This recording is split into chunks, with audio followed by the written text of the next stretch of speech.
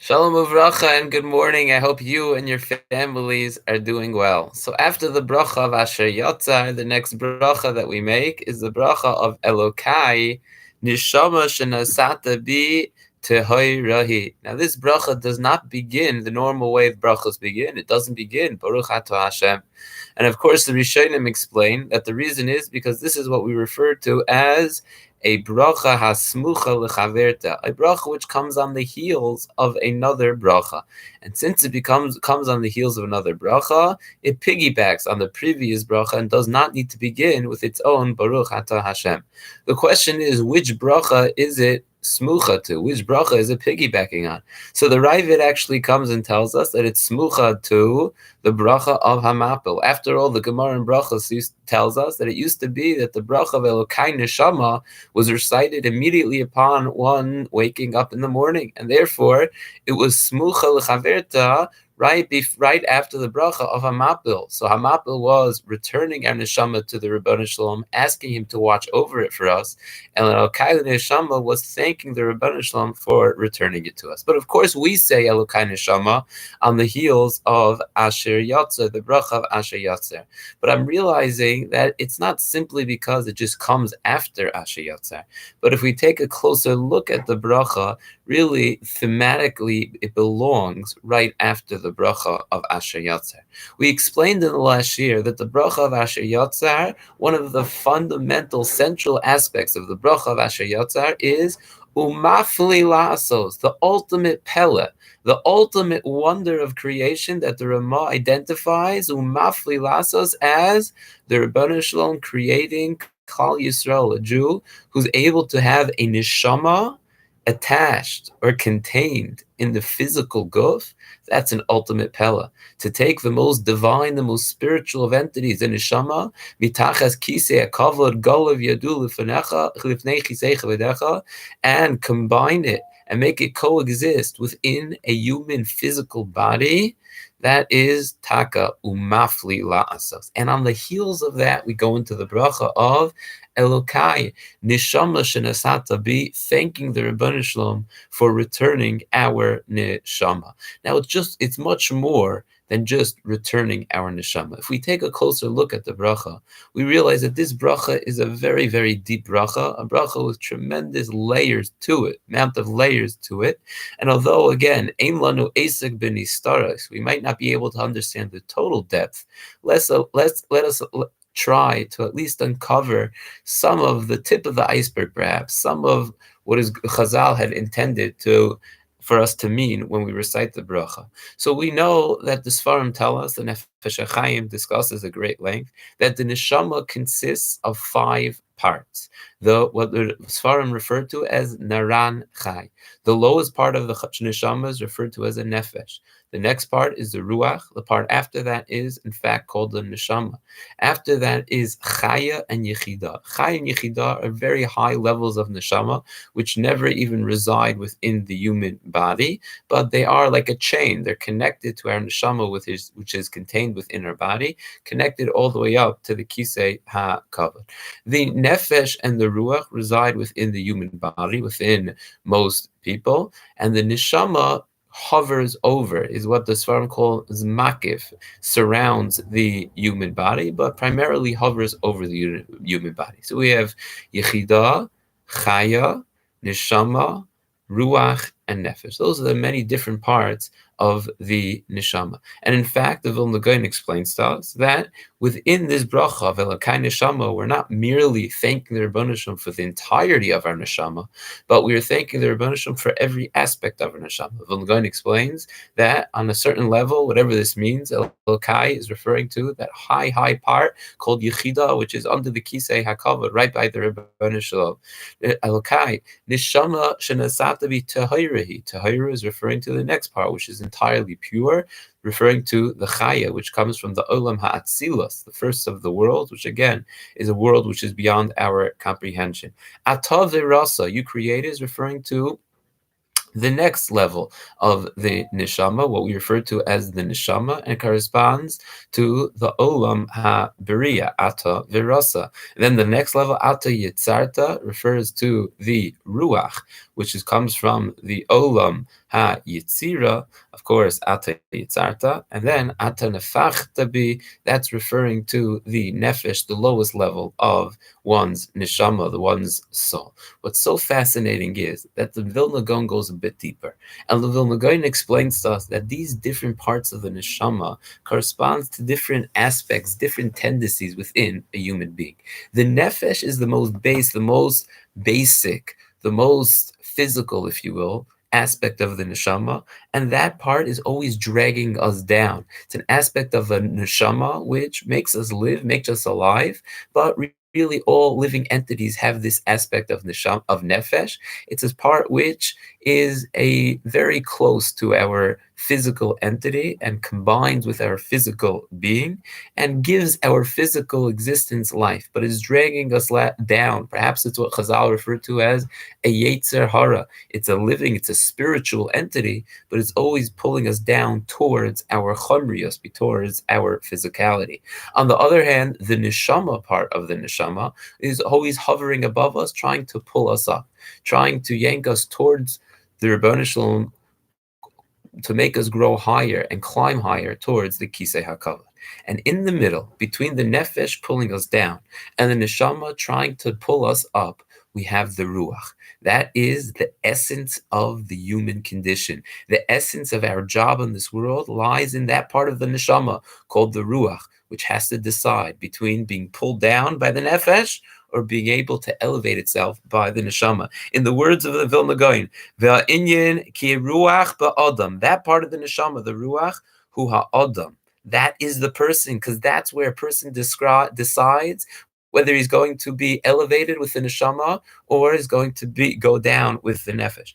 Aval nefesh hu madrega lemata mimenu, v'haneshama lemala mimenu, v'hi madregas malach, ve'ikar ha'olam beruach. Kloimer hanefesh hu achilek hatachton. It's the lowest part of the neshama. Shemoishech es ha'odem klape malo, drags us down. V'haneshama hi adash shemoishech klape malo, pulls us up closer to the Rebbeinu Shalom. Shnei ha'kavod, the two extremes, the yetzer hatoiv on the one side, the yetzer hara on the other side. V'ha'odem, and the man, the person, the essence of our soul, who has to be boicher, who has to choose between the neshama and the nefesh, that lies in the ruach, a constant struggle going on within our very spiritual identity, within our existence, within our neshama. And this, I believe, is the depth of what we mean. Elokai Neshoma shenasata bita hoira hiata virosa ata yitzarta ata nefachta bi. Says the Vilna Gaon, we're referring to all the chalakim of our neshama, the hichida, the chai, the neshama, the ruach, and the nefesh. But our struggle is within the ruach, and we have to make that decision. Are we going to be pulled up towards the neshama or pulled down towards the yetzer hara, towards the nefesh?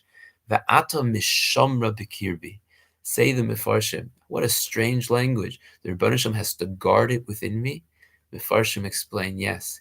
We think that the neshama wants to continue to, once it's within our body, it wants to stay there. It likes being within the body. No, just like the Rebbeinu Shalom had to force it into our physical body, it's constantly trying to escape our body. In fact, the Medrash in Tehillim says, "Haneshama sheba'adam b'chol shashi oila." It's always trying to go up. It's trying to be yanked up by the neshama, by the chaya, by the chida towards the kisei kavod. It wants out of this physical, earthly world. It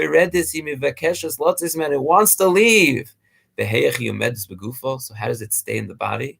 HaKadosh Baruch Hu kvoidim b'alei olam. It sees the Rebbeinu Shalom and it knows it has to stay in our body.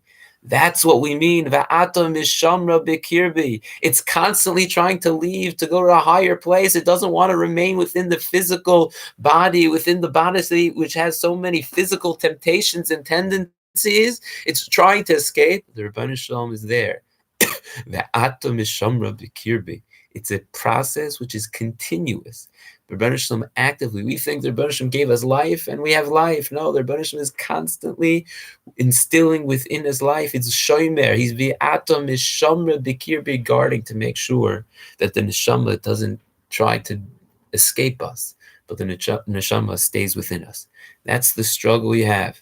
Our ruach is always being pulled in two directions, towards the neshama and towards the nefesh. It wants to escape. It wants to go closer to the Rebbeinu Shalom where it came from. We thank the Rebbeinu Shalom for constantly making sure, continue to give us this opportunity to continue to live life and get closer to him within our lives.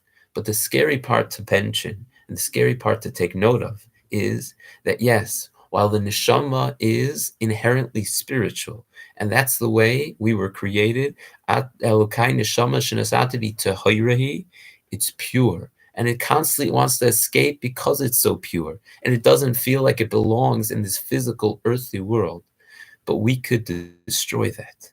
We have the ability, the Mefarshim explain, to change our neshama, to train our neshama into being a physical entity. How scary that is. The human being is created, and we have a neshama and a guf, as the Bracha of Asher Yatzar points out. We could have our neshama override our guf and train our body to become a spiritual, that we don't need to eat so much, we don't need to sleep so much. Our bodies could be trained like the Vilna Gaon treated his body. But we could take a pure neshama and train the pure neshama to be a physical entity as well.